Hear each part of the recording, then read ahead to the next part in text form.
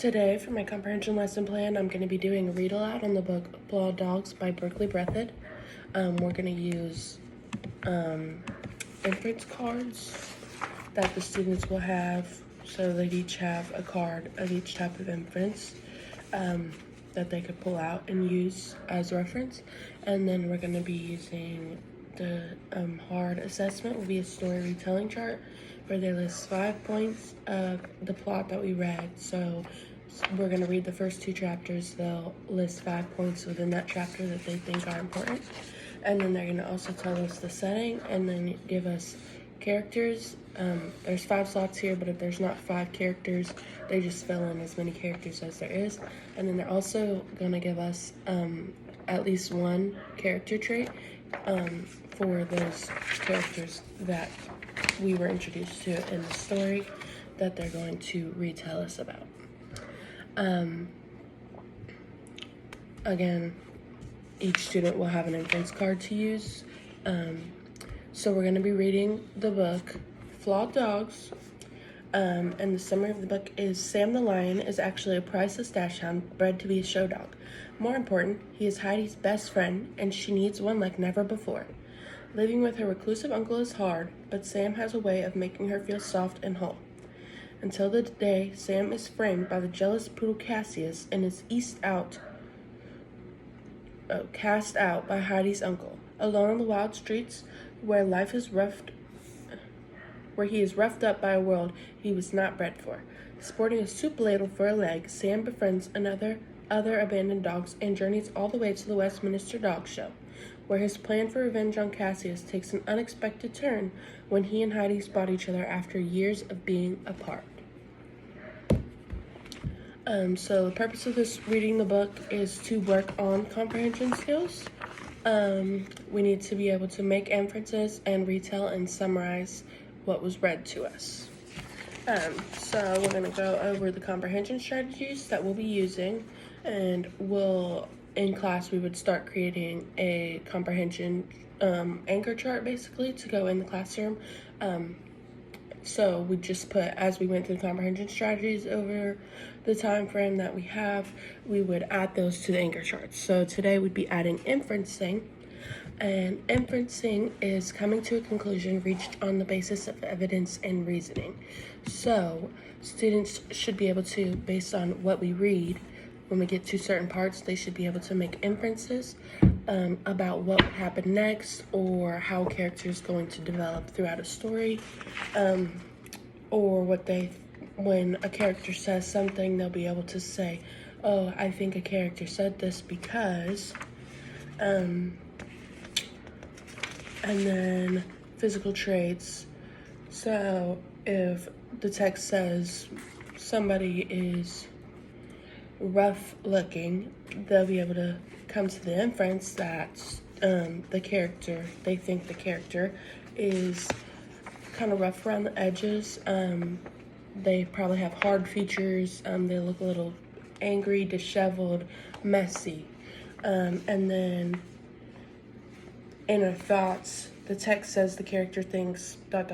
So I think this means, again, they'll be able to take something that the character said and say, I think this means something, or whatever it means.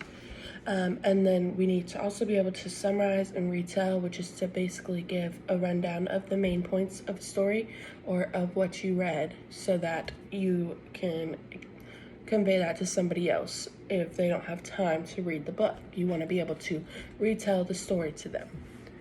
So we're going to read the first 2 chapters of the book.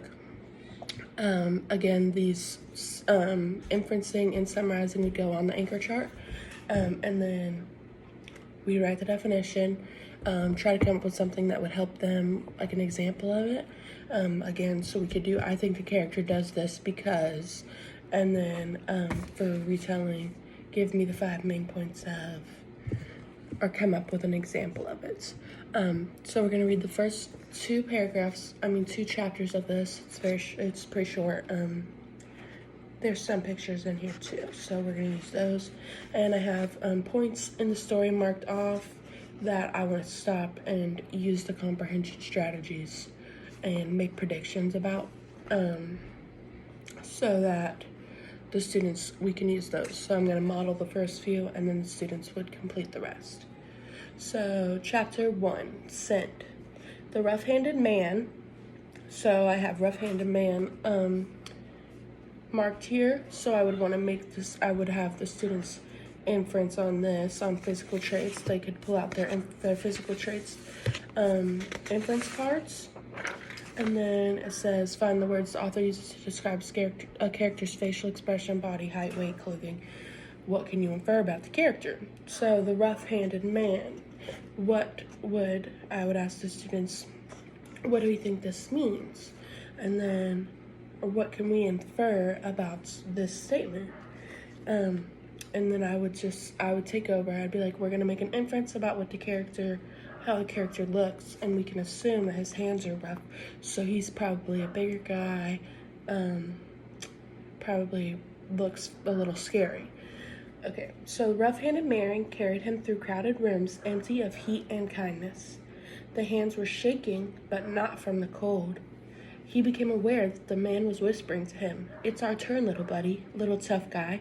I know you can do it. I need you to do it. You're not so big, but you got a big, stubborn heart, bigger than all of the voice paused." So then we can make an inference on dialogue. We can consider the dialogue between the characters, so the man to the dog.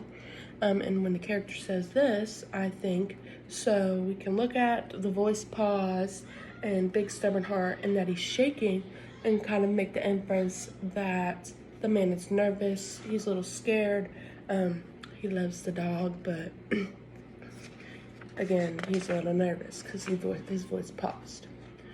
Well, it's bigger in mine. He was small for a dachshund and was being held upright like a fat salami on end. His bony spine lay against the man's chest, his front feet bobbing before him. His broken rib required that he be carried this way. His fourth leg was not a leg at all, but a steel soup ladle taped to his stump. So you have the picture here. You can kind of see the ladle. Here we could stop and we could look at physical traits of character. It gives it to us, so I could have the students, I'd say the text says the character is, his feet are bobbing before him, he has a broken rib, a steel soup ladle taped to his stump. So what can we infer about the character? We can infer that the character was hurt, based on what we're told. He has a broken rib and no leg, he has a steel soup ladle. He curled his tongue up to lick his nose, dry and cracked from the cold. He was aware of being carried past more men, all mutts and mongrels, no purebreds, bustling and shoving about him with arms tattooed, grimy, wet. Human being smells enveloped him like a foul blanket. Smoke, sweat, chewing tobacco, alcohol, roasting meat, and money. Here we'd make the inference about what we think would happen next, or where we think they are, or even the dog's inner thoughts.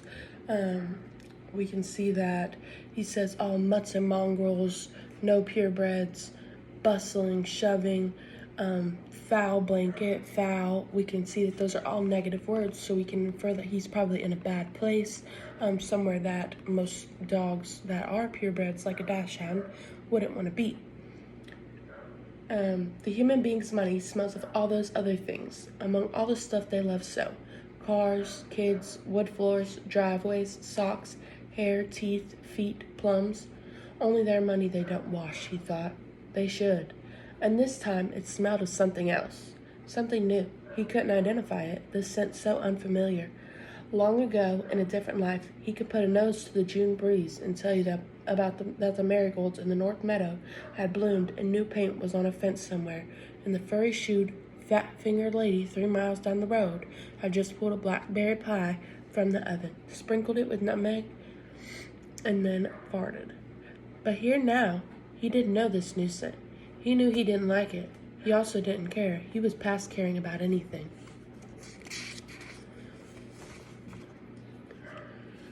Then we have this picture. So I'd have them look at this picture and then we'd make the inference. So this is kind of the point where I'd start relying on the kids to make the inferences. So without reading the text and looking at this picture, we can see that he kind of looks sad, like he's got a little tear in his eye. So I would have the kids make inferences about how he's feeling, or predictions based on how they think he's feeling, where they think he's at again.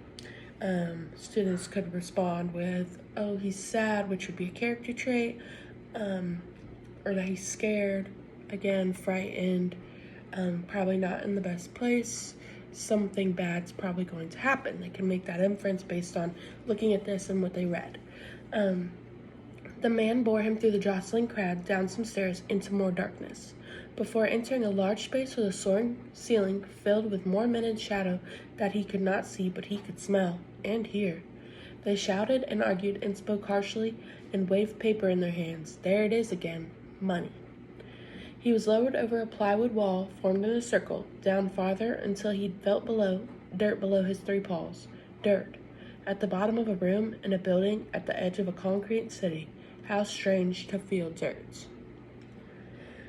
He would have thought about this more if he hadn't raised his eyes to see 50 pounds of bull terrier opposite him, 5 body lengths away, both front feet lifted off the ground. A reddening human hand held the collar, and much the huge beast's weight as it strained forward, the muscles of his neck bulging and looking to explode. Pulses of hot mist shot into the frigid air from a gaping pink throat. A slobbering, murderous locomotive building up steam. The eyes were unblinking and wild and fixed forward on a single point opposite the terrible mouth. So looking at huge beast's weight as it strained forward, a slobbering, murderous locomotive building up steam, I'd ask the students to make inferences about what they think is about to happen. Again, to look at those words, the context clues, and determine that these are negative words. So again, something bad is probably going to happen. That dog's going to try to kill or murder the dash hound, or he's going to try to hurt him.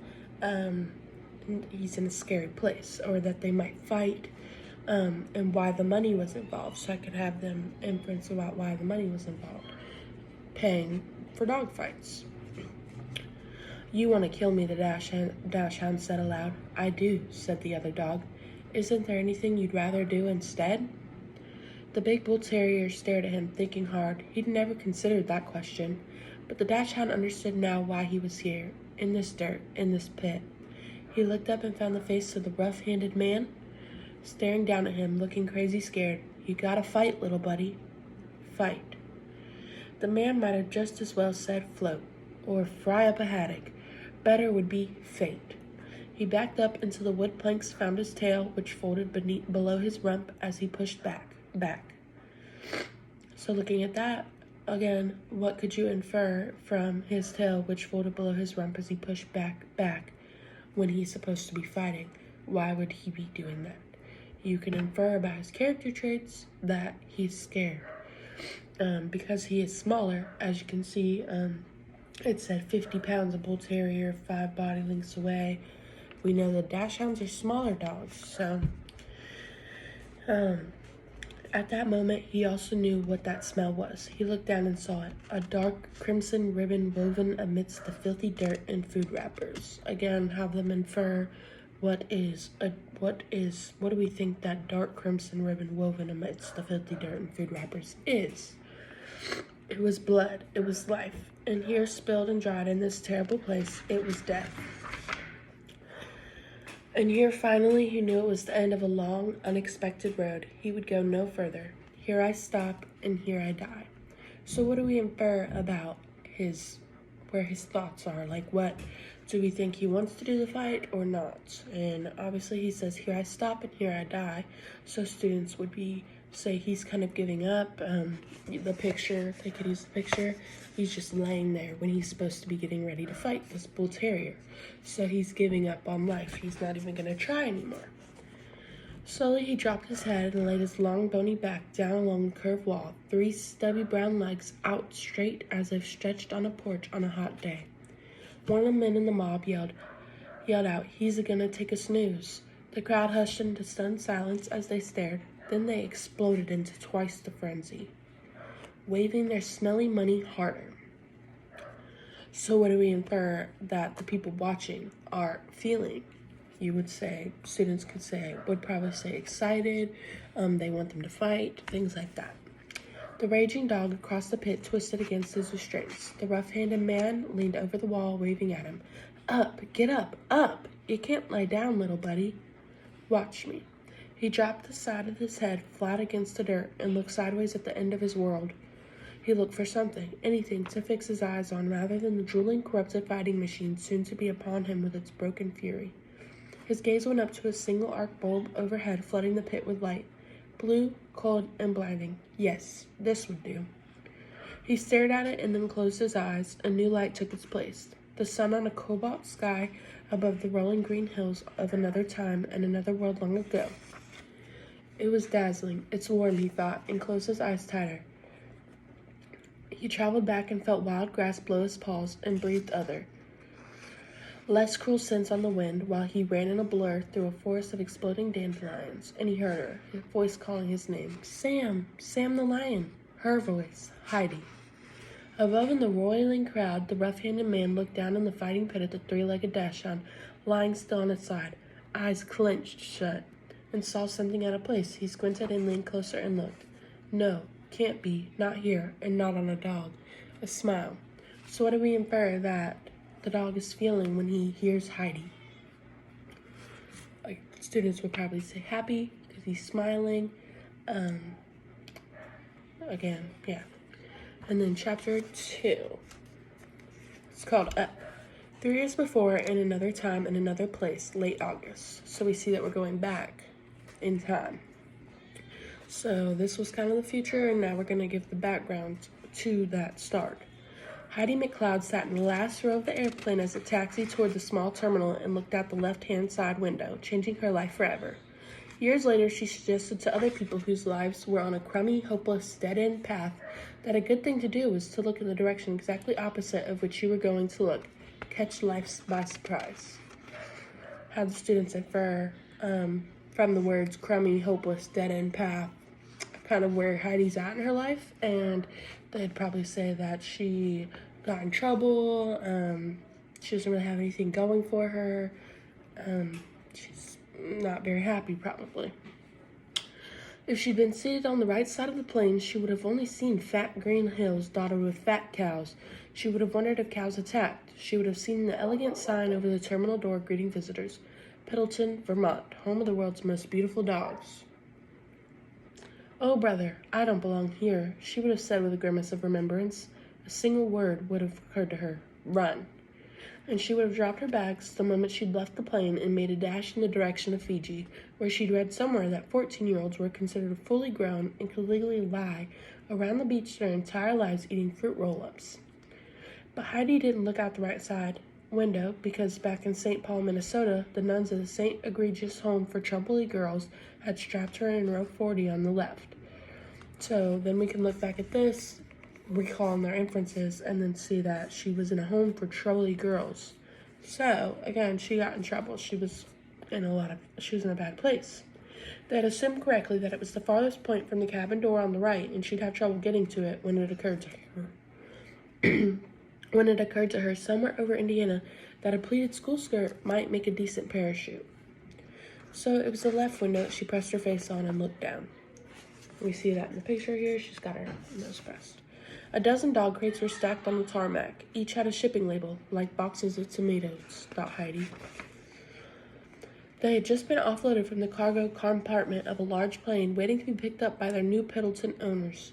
Each held a different kind of dog, the world's most beautiful dogs, all of whom were sleeping or looking stupidly at the air molecules go by, except one. So we can make inferences about who we think that one is. We know that Heidi and Sam the Lion, the Dachshund, know each other from the first chapter, now we're giving the backstory of how they met, so we can infer that except one, the one that's not just looking stupidly or sleeping, is Sam the Lion. The Dachshund looked up to the chrome bars at the young female. Ah, they've got you too, he said aloud, the girl's face pressed against the glass of the airplane above him. He sighed and added, your crate is better. The Dachshund knew almost nothing about people. He knew the rubber boots of the one that used to clean his kennel and bring him his kibble, but he'd never spoken to the man. The last 3 hours in the plane only added to his life experience: a plastic shipping crate, the smell of jet exhaust, and the sounds of turbine engines. And now a new young human face was looking down at him. He stared back as he stared at her, and she stared at him. 50 feet and millions of years of evolution separated them. The sight of the human girl inspired the first murmurings of a primordial dog instinct rumbling deep inside his dog's skull, and a single thought slowly rose to pop into his dog brain. I want, he said, one of those. So what do we infer that he wants? He wants a human that will take care of him, a little girl. Suddenly, a much different face filled the cage's opening, peering through the bars 1 inch away from his nose. It was much older and rounder and smelled of perfume, hairspray and broccoli and baking quiche. It squealed, "My handsome boy, my handsome boy." A large, squarish woman in a hairy blue chinchilla fur coat and hat unlatched the cage door and pulled the young dachshund out, holding him up high for a first inspection. So what do we infer about a large, squarish woman? What can we infer about her physical traits? So we know the text says a large, squarish woman. She's got a hairy blue chinchilla fur coat and a hat. So we can probably infer that she's rich. She's upper class. She's a fancy person. And she's getting we're in the place for the most beautiful dogs, world's most beautiful dogs. We can probably infer that they probably cost a lot of money, and this woman has that money. She rolled up her coat sleeves and stretched his torso, arching his back while one hand clasped his muzzle. Holding him high, she examined backbone, neck, shoulders, forehead, rump, teeth, eyes. Did they align perfectly? She cocked her head, closed one purple eyelid, and sighted down his nose. Gorgeous, just what I ordered, straight and true, she purred. She squeezed the dog's thighs. Heidi watched from inside the plane above. She'd seen holiday shoppers inspect something else in the very same manner. What was it? A Christmas ham. On an instinctual level, the same thought occurred to the dachshund. No, no, don't eat me, furry human, he cried out. But the vice-like fingers held his mouth shut. A whimper emerged. His eyes could move, though, and he could see that the large woman must have fallen downstairs recently. Her lips, nails, nose, cheeks, and eyes were discolored into horrifying shades of purple. He shuddered at what monstrous hues might glisten on other unseen parts. And then we can see this picture of her. So, looking at that, what can we infer? What would be she's got some very long eyelashes, her lips are very dark. What can we infer about the horrifying shades of purple? Dog thinks she fell down, but what do people normally wear? Makeup. We can probably infer that she has some very bad makeup on. Suddenly the woman froze, her eyes locked to the top of his hound. Good Lord and holy butter, the cranial Douglas tuft, she said. And then you can see his little hair in the book. A shaking finger stretched out and touched a wisp of fur curling up from a point at the top of the dachshund's skull. Pierre Douglitz was an 18th century Austrian breeder who died without fulfilling his life's dream of producing a lime green colored dachshund. Instead, he left behind a highly prized genetic abnormality that forever carries both his name and his eternal shame, a little curly wisp of hair atop the head. For the large woman in the chinchilla coat, it was the holy grail of dachshunddom. She spun around and faced an airport man in white overalls behind her. She thrust the dog into the man's face. Look, the Douglitz tuft, the Douglitz tuft. My name is Douglitz, thought the dog. So what can we infer about that? When she's talking about his hair and he says, my name is Douglitz, he's probably not understanding that he's got a very prized piece on top of his head, the little hair.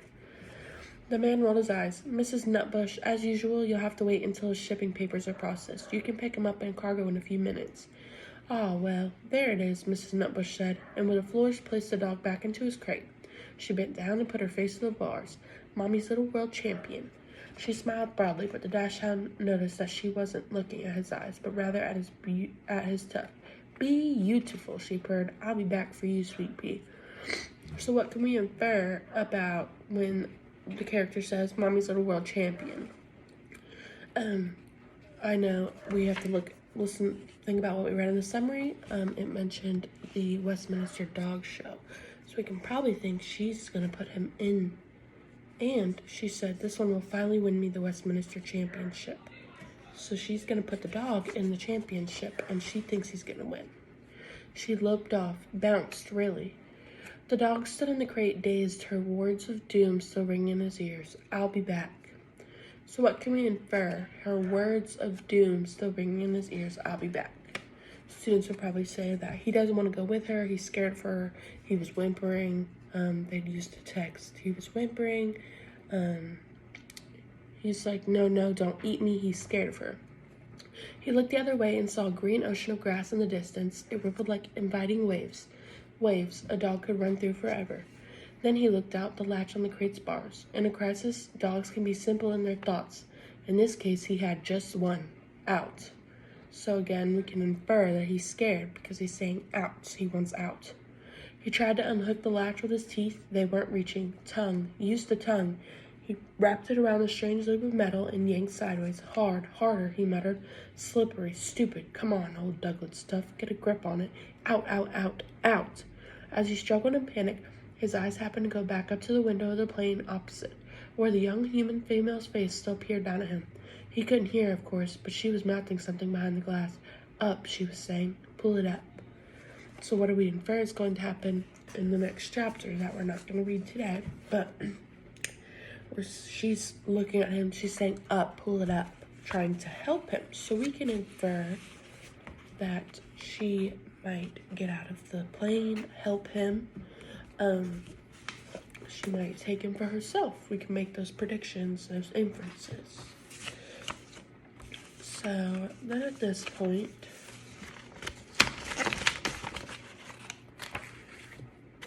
we would review the inferences about the characters, the actions. We think the girl's gonna help him. The dog was in a dog fight. He was scared. The rough-handed man didn't really want him to fight, but again, he probably needed the money because there was a lot of money around. The woman, the big lady with the chinchilla coat, he doesn't want to go with her. She only wants to use him for money, basically. She wants to win. So, and I think they win money. And then, again, use those character traits that we came up with. And then we'd have them make predictions about the next part of the book. Again, that the girl's probably going to help him. We know that they know each other. So they're probably going to end up together. And he wants one of her, a person to love him. So he'll probably end up with her. And then the students would be doing their story retelling chart at this point. Again, five main points of the plot. First one could be that they were in the dog fight. The dog fight, he gave up, found Heidi after we know that this was in the future, so